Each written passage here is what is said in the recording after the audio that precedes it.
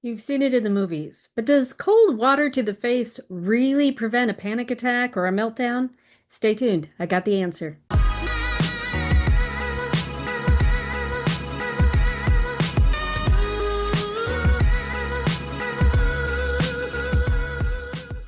I have friends that when they are anxious, when they are agitated, when they're distressed, swear by either splashing their face with cold water or taking a cold shower. I have never seen the appeal, probably because I don't like to be cold, but it works.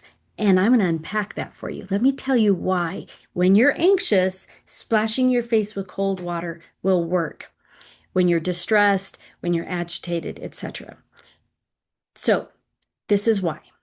We have two parts of our nervous system. We have our sympathetic nervous system, which is responsible for fight and flight and arousal responses. And we have our parasympathetic nervous system, which is responsible for things like digestion and rest and relaxation. Our sympathetic nervous system is kind of like an accelerator. It makes us alert. We need a little bit of that if the teacher of the class says, "Hey, pop quiz, we need a little bit of alertness to be able to do well." If we need to run away from a bear, or if an intruder comes in our home, we need some alertness. But a constant state, that's not good for our body. Then we have the parasympathetic, which is just the opposite. If the sympathetic nervous system is like an accelerator, the parasympathetic nervous system is like a brake that slows things down and lets us feel calm and relaxed. It's the exact opposite of arousal and alert.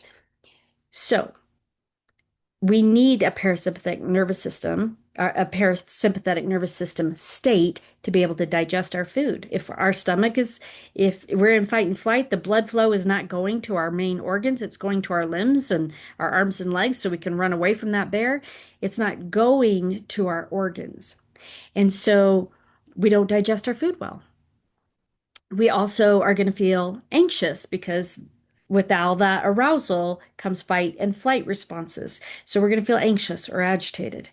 So, what happens when you splash your face with that cold water, when you take that cold shower, is it activates the parasympathetic nervous system.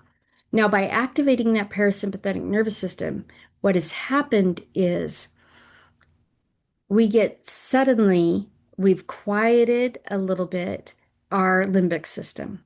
Our heart rate will go down. The blood flow that's been diverted to our arms and legs are now going to go to those vital organs. And so that's going to create a sense of calm and safety in us.